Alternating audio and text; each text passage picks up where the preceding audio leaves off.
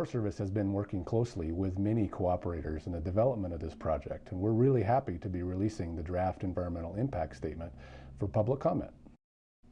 Alongside our cooperators, we have developed this project to respond to the changed forest conditions that have been caused by the bark beetle epidemic all across the Medicine Bow National Forest. There's a definite need to improve the resiliency of this important forested landscape. We've learned from experience across the country that in order to affect change and achieve our objectives on these landscapes, we have to look at a large scale over a long period of time.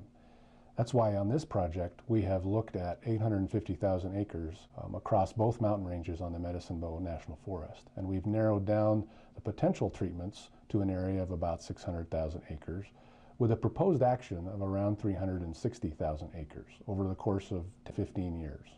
People use national forests in all sorts of ways, and many who have used the Medicine Bow National Forest recognize that lots of dead trees have created hazardous situations both for access and hiking, but also fuels buildup next to communities and important infrastructures like highways and power lines, as well as municipal watersheds.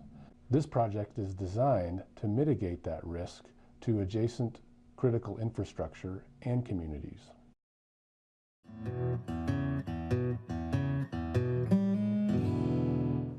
I think the LaVA project, one of the things that's really important with it is it promotes active management of the forests.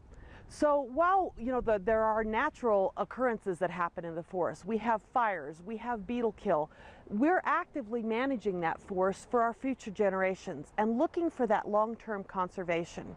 Forest Service has engaged the cooperators from the very beginning, which have also been very engaging with the public and very responsive to the public on some of the concerns.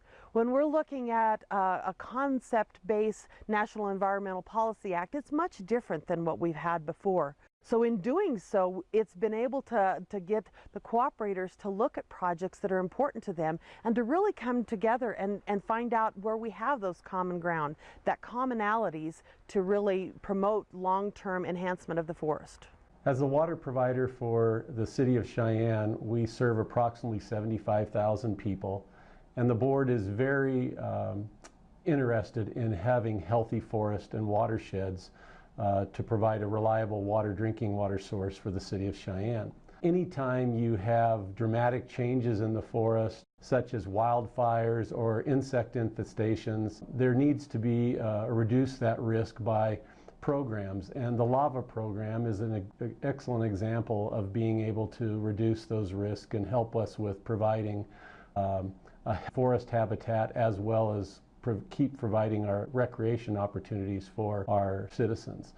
We also feel that just being a partner in the LaVA team from the beginning of the project has really given us the opportunity to not only see the board's perspective, but also the perspective of other entities that are on the team so that we can all make a better and smarter decision on how the forest needs to be managed. One of the great things about this LaVA process is that it not only engaged the cooperators from the beginning to give input, but it also gave us an ability to work together to come up with kind of an adaptive management system that we're going to call the Adaptive Implementation and Monitoring Framework. And what this framework does is really gives us the opportunity to work together to really look at the projects that are going on the ground, get in the field together and say, hey, we have some concerns about this project because of erosion or some wildlife concerns.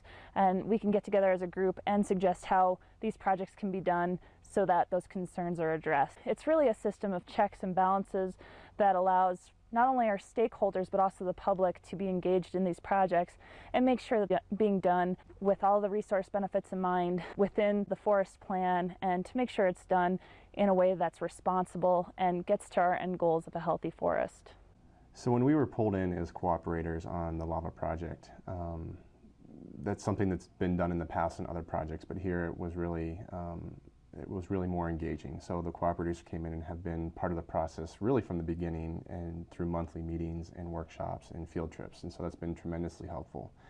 I think one of the other things that is important to get through on this project is that it's not just another logging project like people think. And the impacts to watersheds, to wildlife, to scenic views and tourism, the trickle-down effects are immense. And so it's not just looking at it from one end as a large logging project or timber harvesting project. It's really having impacts across the landscape to get us to a better spot. And so people that hunt, people that recreate here, they're all going to see the benefits. I guess the take-home message is that there's something in it for everybody. And not only are we just going to go in and do this project, but it's going to be a win. It's going to be improving the resource for the future. And so that whole idea of sustainability really hits home throughout this project and into the future. Each and every one of you has a stake in how the Medicine Bow National Forest is managed. This comment period is an excellent opportunity for you to make your voice heard.